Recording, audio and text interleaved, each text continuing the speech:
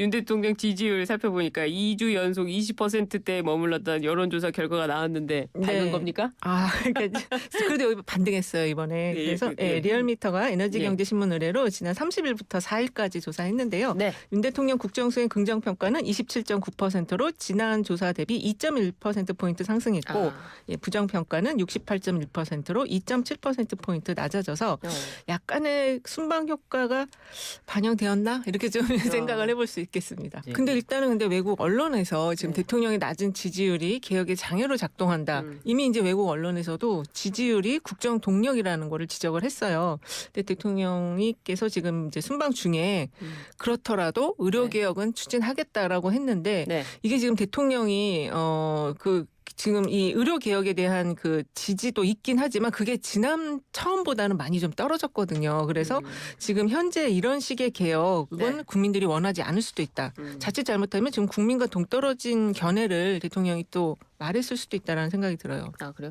그래요. 지지율을 높이자 이렇게 말씀하셨는데 한동훈 대표가 어제 김건희 여사의 그 공개적인 활동에 대해서 자제가 필요하다는 거에 동의한다 이런 입장을 밝혔는데요. 네. 근데 또 보면요. 한동훈 대표가 윤 대통령 순방에 저번 체코 때는 독대 네. 요청 이번에는 이 아세안 회의에는 안 갔죠. 또 안 가고 네. 김건희 여사에 대한 사과 그리고 네. 김대남 뭐 이런 걸로 지금 본인의 존재감을 키우다 이런 해석이 나오고 있어요. 어떻게 보세요? 지금 그 한독대라고 별명이 붙었더라고요. 그래요? 독대를 한독대요? 계속 요구해가지고. 예.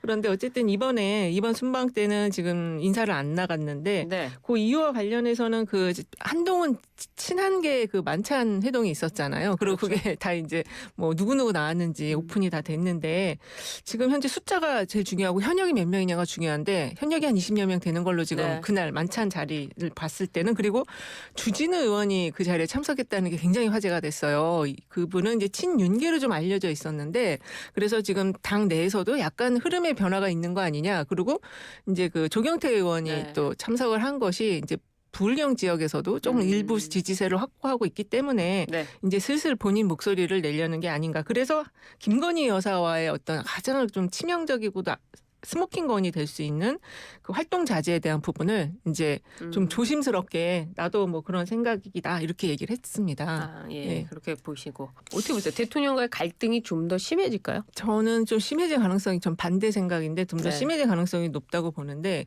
일단은 재보궐 지금 현재 전망이 한동훈 대표가 이렇게 승기를 잡는 그런 흐름은 아니에요. 그래서 또 그 투표율이 관건이긴 한데 그런데 이제 어쨌든 그 소기의 성과를 거두지 못할 때는 리더십 시험대가 올라갈 수 있는데 그 한 대표 그 계보의 어떤 회동 식사 자리에서 나는 지방선거까지 내 권한을 행사하겠다라는 발언을 했다고 하는 걸 봐서는 자기가 그립감을 좀 지금 리더십이 약화된다는 평가를 받더라도 계속 쥐고 가겠다. 그럼 시간은 결국에는 한동훈 대표 편일 수밖에 없거든요.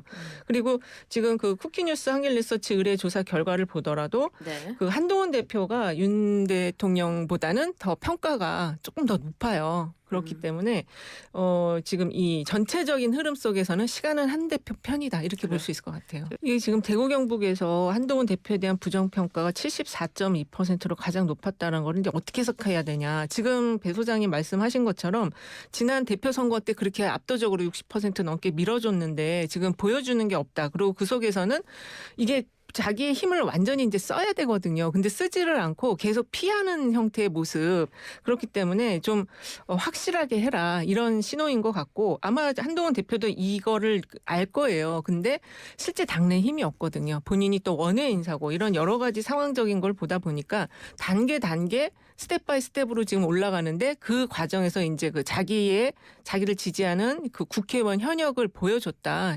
그리고 지금 특검법 김건희 여사 관련한 특검법 관련해서 뭐 이제 거부권이 행사가 됐고 이번에 뭐 제의도 부결이 됐지만 그래도 지난번보다는 찬성하는 사람이 국민의힘에서 좀 나왔잖아요. 네 표가 나와서 다음 정도 그 특검법이 다시 올라갈 때는 다시 한번 또 한동훈 대표 쪽에서의 어떤 힘이 그 이동이 될 수도 있다. 조금 더. 그러면 그 전체적으로 여건이 위기 상황이긴 하더라도 본인의 이제 입지는 더 굳혀질 수 있다. 이렇게 판단할 수도 있다는 거죠. 이 조사 개요가 한길리서치 홈페이지를 참조해 주시면 되는데 이 같은 조사 쿠키뉴스 한길리서치 같은 조사에서 김건희 여사 특검법에 내 국민 60% 이상이 통과됐어야 한다라고 응답을 했습니다. 네. 윤 대통령의 제2요구권 행사에 앞으로 뭐 또 온다면 이게 정치적 부담이 될까요? 그렇죠. 당연히 지금 부담이 되고 지금 벌써 24번이 넘었잖아요. 거부권 행사가. 그래서 근데 민주당은 계속 올리겠다는 거거든요. 그리고 네. 지금은 이 이제 이 상설 특검법으로 지금 좀 전환해 가지고 네. 쪼개기 특검으로 가겠다 이렇게까지 지금 나온 상황이에요. 그래서 그리고 그 민주당의 그 상설 특검법 내용을 보면은 김건희 여사 관련한 건은 아직 수사까지 할 수 있도록 만들겠다 내용을 그렇게 얘기를 하고 있어서 한동훈 대표가 이제 그 본인의 어떤 지금 약한 입지를 타기에 나갈 수 있는 하나의 그 좀 그 시장 그 타기에 나갈 수 있는 고리로 김건희 여사의 활동 자제를 지금 잡은 것 같아요.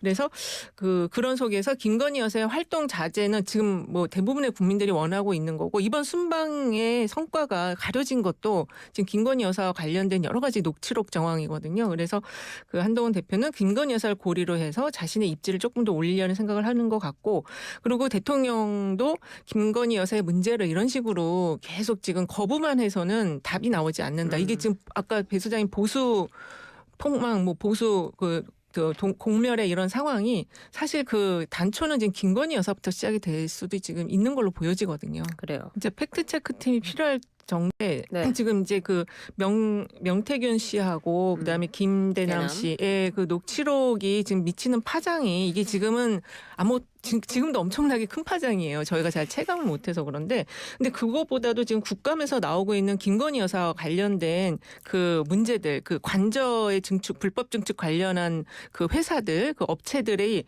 거의 다 예전에 코바나 업체의 후원 회사들이었고 그다음에 그 이종호 씨라고 블랙펄 베스트 인베스트인가 거기 그 대표의 그 산부 체크하고 이런 게 다 김건희 여사와 관련된 이슈이기 때문에 사실 정말 팩트 체크 팀이 필요하고 여기서 명확하게 이걸 가려주지 않으면 정말로 보수가 김건희 여사의 어떤 도화선으로 인해서 공도도망할 수 있는 상황이다 지금 굉장히 심각한 상황이에요. 네. 알겠습니다. 네. 팩트 체크 필요하다는 건 합의가 됐군요. 그렇죠. 알겠습니다. 어쨌든 이재명 대표는 지금 말씀하신 그 재보궐선거 과정에서뿐만 아니라 그 전에도 군주 민수라는 표현으로 왕은 배면은 그 민심은 무리돼서 올릴 수도 있고 뒤집어 엎을 수도 있다라는 얘기를 했어요. 그렇기 때문에 근데 저는 이걸 자꾸 이렇게 애둘러서 뭐 탄핵이냐 이렇게 물어보면 그런 의미가 아니다라고 근데 이미 의미는 탄핵의 어떤 뉘앙스를 다 담고 있기 때문에 그렇게 애둘러서 표현할 필요는 없고 오히려 국민이 원한다면 나는 그 뜻을 받들 수밖에 없다라고 정확하게 표현을 해주는 것이 저는 더 올바르다고 생각을 하고요. 그리고 지금 이 상황이 네. 사실 지금 대선 무효론까지 나오는 상황이에요. 왜냐하면은 그 윤석열 대통령 당시 후보 시절에 그 도이치 주가 조작 관련해서 그 발언한 거 그 지금 뭐 자기네는 손해만 보고 다 나갔다고 하는데 지금 수사 결과는 그 뒤에도 계속 소통을 하고 뭔가 계속 주가와 관련한 일들이 있었거든요. 그래서 이러한 심각한 상황과 관련해서는 이재명 대표도 정치인의 입장으로서 더군다나 제1야당 거대 야당의 리더로서 정확한 표현의 의미를 해야 되고 그것이 본인의 어떤 주장이 아니라 국민의 뜻을 받든다라고 이야기를 해야 한다. 그렇지 않으면은 이재명 대표의 말에 대한 신뢰성도 떨어질 수가 있다라는 거죠. 탄핵을 그냥 언급하는 것이 낫다. 아니 언급한다라는 것보다는 그게 국민의 뜻이면 어떻게 하겠어요? 따라야죠. 국민의 네. 뜻으로 탄핵을 그렇죠. 하자. 이 말씀이시네요. 그렇죠. 지금 영광이 과거 선거 데이터를 보면은 무소속 후보가 3번 된 적이 있었어요. 그만큼 민주당이어도 꼭 표를 안 주는 그런 표심이 있는 곳이 영광이고 지금 네. 최근에 진보당 후보가 급부상하는 그런 지금 이제 3자 구도에. 팽팽하게 구도가 3강 구도로 가고 있는데 진보당의 후보가 급부상하는 상황이어서 오히려 그 호남에서는 한석은 민정이 가져가지만 한석은 또 진보당이 가져갈 수도 있는 그런 지금 알 수 없는 정말 조국 혁신당은 아니다. 그쪽은 좀 지금 정당 지지율이나 이런 거 봤을 때 아니다. 조금 어려워 보이죠. 그래요. 근데 이건 좀 이제 뚜껑 열어봐야 되는 겁니다. 그렇죠. 네. 뭐 투표하면은 열어봐야 그렇습니다. 결국 한 말씀 드리면은 이제 투표율일 거예요. 그렇죠. 얼마나 투표율이 관건이죠. 적극적으로 하느냐. 그렇죠. 네. 그게 이제 막판에 조국 대표가 어떤 걸 그러니까 이재명 대표는 네. 약간 이 탄핵을 거론하는 방법이라면 이제 조국 대표는 다른 무슨 방법이 그래요. 있겠죠. 알겠습니다. 두 분 오늘 말씀 여기까지 들어야 될 것 같습니다. 이은영 휴먼앤데이터 소장, 배종재 인사이트 K 연구소장 감사합니다. 네, 감사합니다. 고맙습니다.